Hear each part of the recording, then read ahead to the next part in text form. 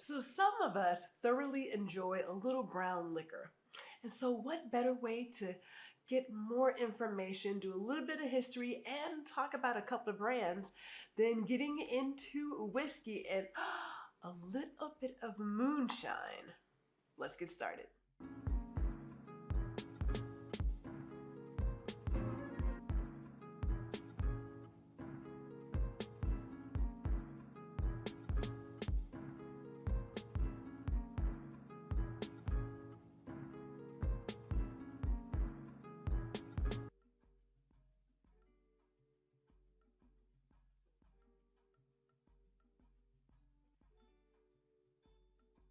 Hello and welcome to Let's Wine a Little.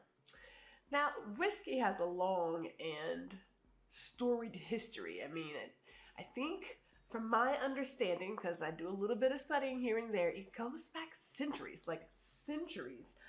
But of course, I'm not going to bore you with a lot of history, but I want to give you a couple of highlights so that as we talk about whiskey, you can get all the information that you need.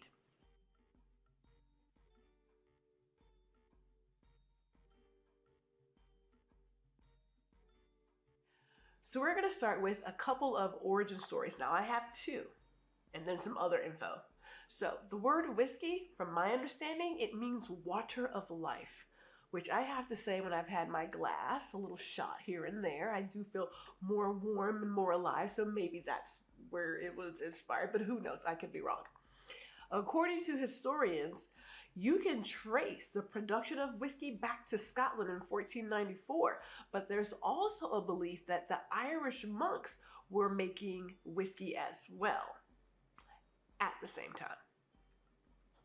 So let's talk about distillation. Now, distillation is the process of purifying a liquid by heating and cooling, and that was first developed in ancient Mesopotamia around 2000 BC. Now, somewhere around the 13th century, again, this had spread to Ireland and Scotland, and that's when they started producing whiskey. Now, somewhere around the 18th century, colonial America got into the whiskey game because eventually something kind of moves to the other side. And so, of course, it became extremely popular. And just like rum, it was used as a form of currency. Now, there are different types of whiskeys, and it all depends on the region where it is developed because, of course, they have their own style of whiskey. For example, when you have a Scotch whiskey, it is known for a smoky flavor, while Irish whiskey is typically smooth and lighter. Then there is bourbon. That's a type of American whiskey that must be made from at least 51% corn and aged in a new charred oak barrel. Now today, whiskey is enjoyed worldwide and it comes in many varieties including rye, malt, and blended whiskeys. It remains a popular spirit for both sipping neat as well as mixing in cocktails. All right, so this next one is, I hate to admit it, it's a favorite. It's moonshine.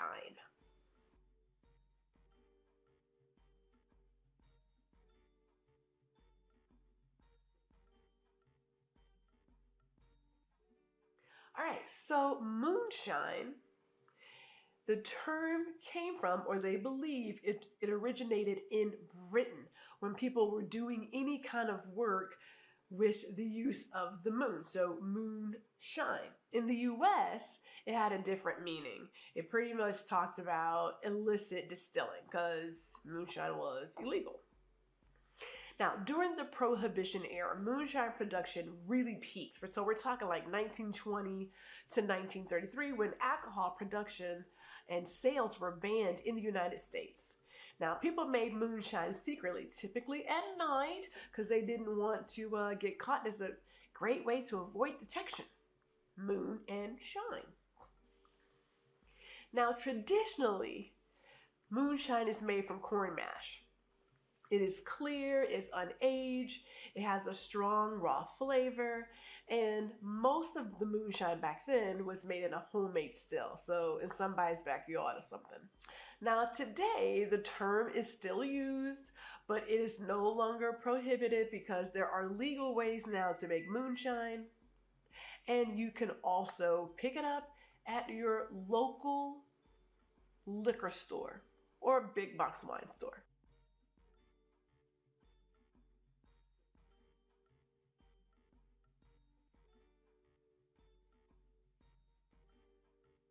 All right, so I want to dig deeper into the nuances of whiskey. And you're probably asking yourself why I threw moonshine in there. Well, moonshine is put in there because although it is not a whiskey, they are kind of like cousins. So why not put them together, right? So first thing first, I want to talk about again some of those major types of whiskey. So there is a Scotch whiskey that's made in Scotland, usually from malted barley, and is aged for at least 3 years. That one is typically known for its smoky flavor. Then we have Irish whiskey, which of course is produced in Ireland. Now it is smoother and also triple distilled. Then we have one of our favorites, bourbon. Now, bourbon is an American whiskey made primarily from corn. It does have sweet flavor notes of vanilla and caramel. We have rye whiskey, which is made from at least 51% rye grain, and it offers a spicy and fruity flavor profile.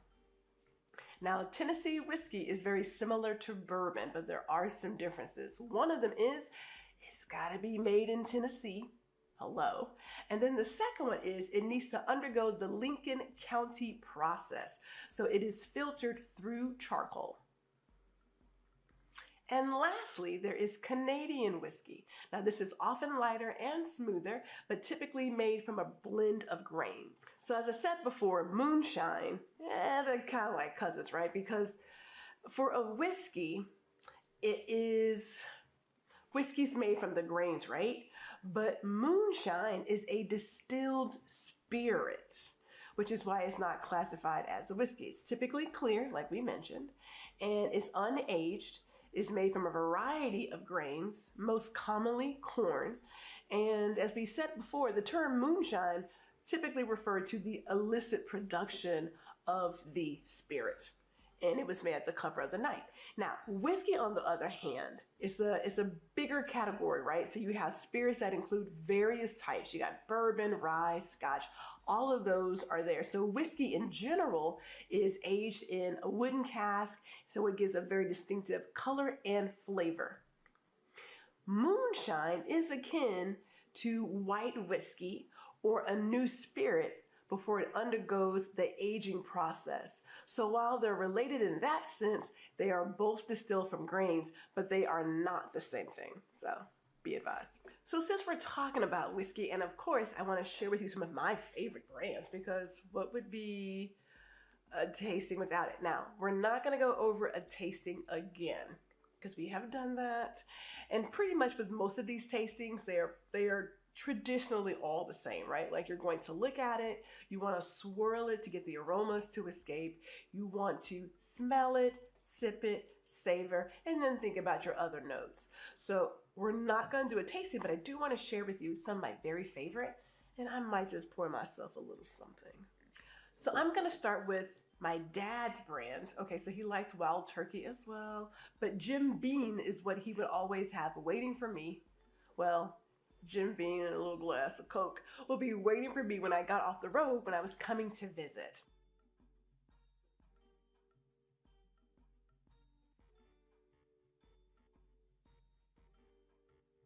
Now, Jim Beam is one of the most iconic bourbon brands in the world, and it has a history that spans over 200 years.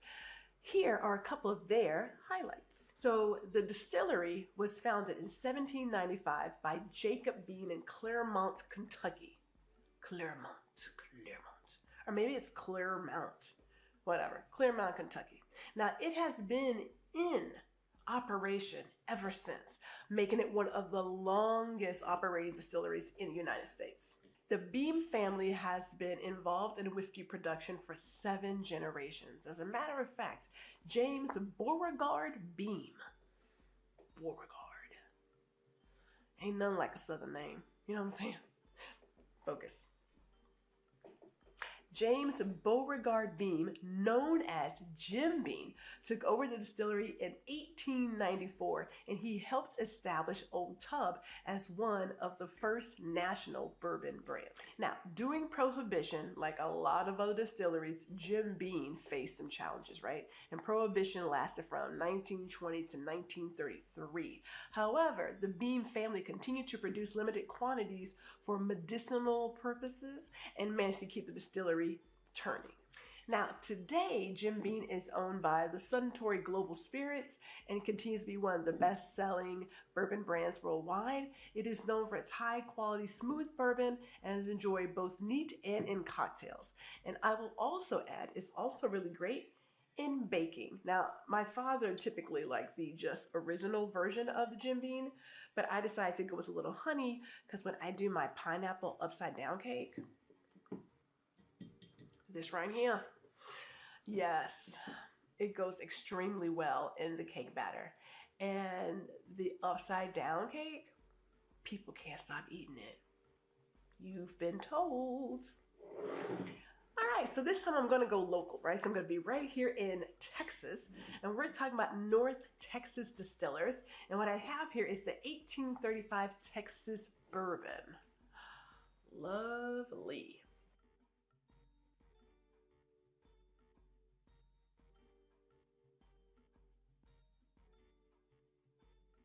Now, this particular brand is distilled in the United States, but it's bottled in Texas. So we just got to make sure we make that clear.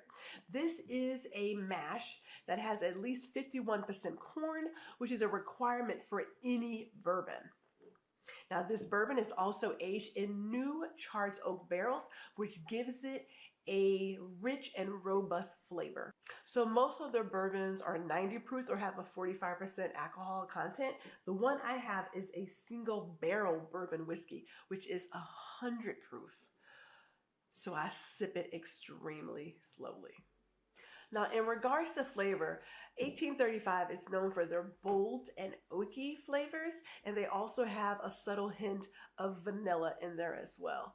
But this one, oh, this right here, man, put it on and you're not gonna drink it very fast, but it is for the person who is I would say a connoisseur of bourbon. All right, so we're gonna stay here in Texas, and I have another one that's even more local than the first. This is the Deception Honey Flavored Whiskey.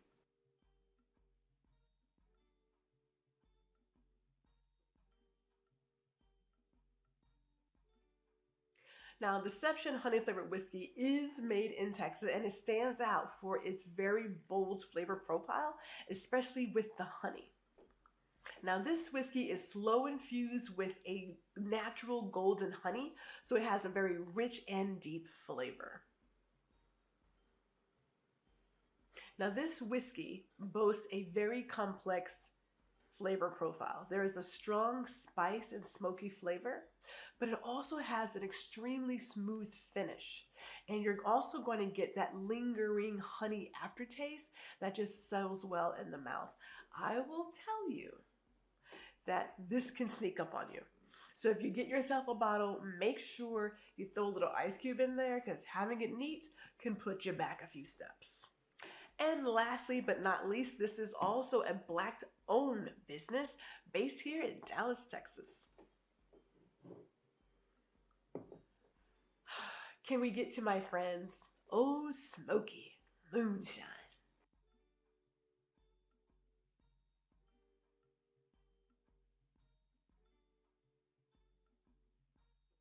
All right, so Ole Smoky Moonshine is known for their wide variety of flavors of moonshine, and it is extremely popular. Let's just go ahead and put that out there.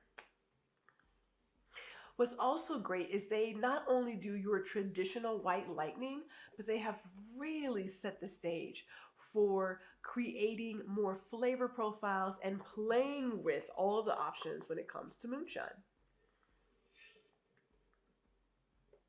Now, Ole Smoky is located in Pigeon Forge, Tennessee, and you can always go to the distillery and visit. There's also one in Gatlinburg, Tennessee that you can visit as well, and you can see all of the vats that they're using to make this mash and create this product, and even get your own moonshine tasting.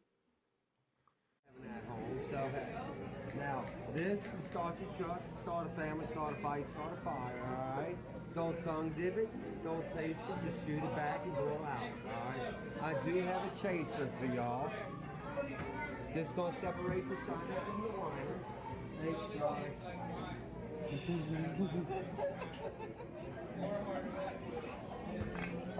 Y'all gonna chase it with this sour watermelon, alright? 43. Nope. Don't be scared. Don't be scared.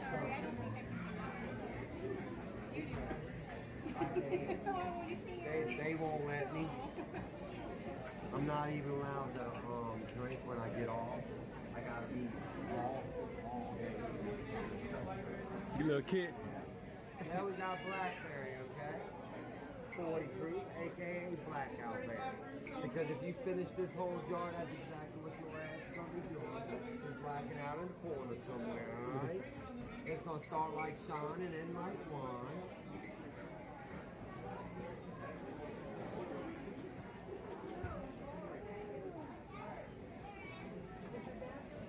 Okay, I'm gonna go over the price of these deals, and then I'll get to the last one. And now, for #1 flavor of Ole Smoky, beat apple pie 2 years in a row, and it's still beating apple pie. Banana pudding. I'll tell you why. Because you stick it with a white chocolate strawberry, you get a banana split, put it on your sniffed another, that's called lickety split. Put it with our butter pecan, you get banana nut bread. You put it with our chocolate, you get chocolate covered banana. Hey, wait, yeah, you better go with grandma. Well, y'all, I'm sorry to say that's all I got for y'all today. I hope y'all enjoyed it. Y'all have a wonderful day.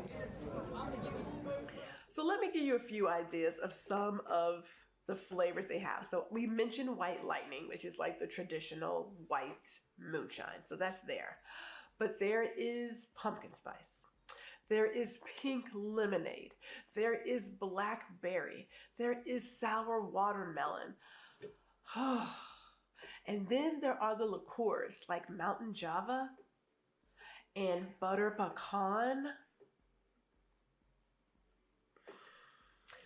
And before I go too far, I also want to point out that there are the fruits. The moonshine cherries, the moonshine peaches, the moonshine pickles. And yes, pickles and moonshine go extremely well together. That I can tell you. Put that in your potato salad.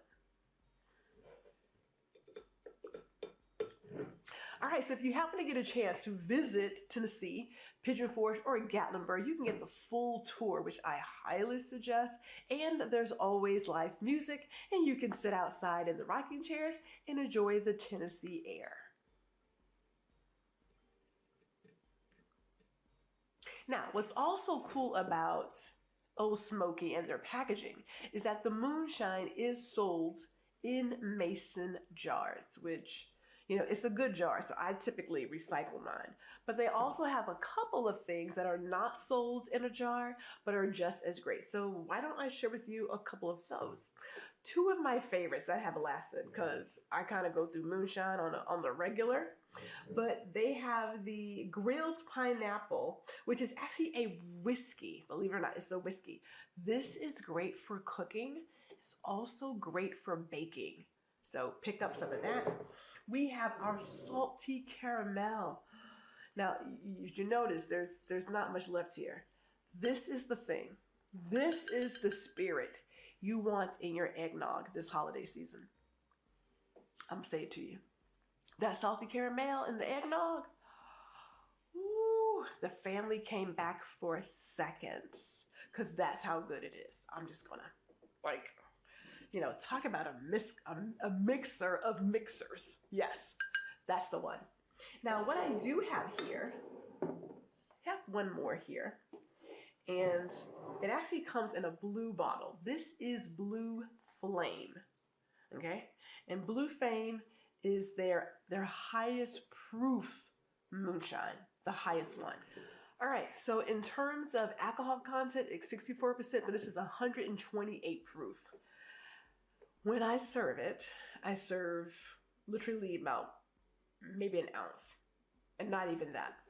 And I also make sure, because I'm a responsible hostess, that the person is not driving, or if they are, that they have a lot of water and a lot of food before they leave here, i.e. they are sober. Because this right here, yeah, it's going to put you back. Not a couple steps, all the steps. You go all the way back to the start. Go back to start. That's where you go. Now, years ago, I had a moonshine mixer. It was the March Madness Moonshine Mixer, where I had a plethora of moonshine, as well as a signature dessert, which was White Lightning. So it was cupcakes with White Lightning cheesecake frosting and White Lightning in the batter. Oh, man. And I also had a sweet tea moonshine that we mixed in the sweet tea. We were all messed up. I'm not even gonna lie to you. We were messed up.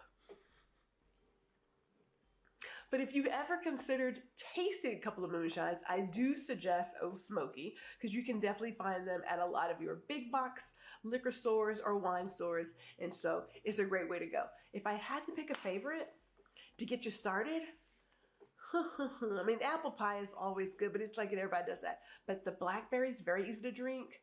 That pink lemonade is amazing. And I would do one of the liqueurs, like the Mountain Java is beautiful in your cappuccino, your macchiato, or your coffee. Like you cannot go wrong there. You just cannot go wrong. Oh, and I'll say this too. The Mountain Java is the way to make an espresso martini along with this salty caramel.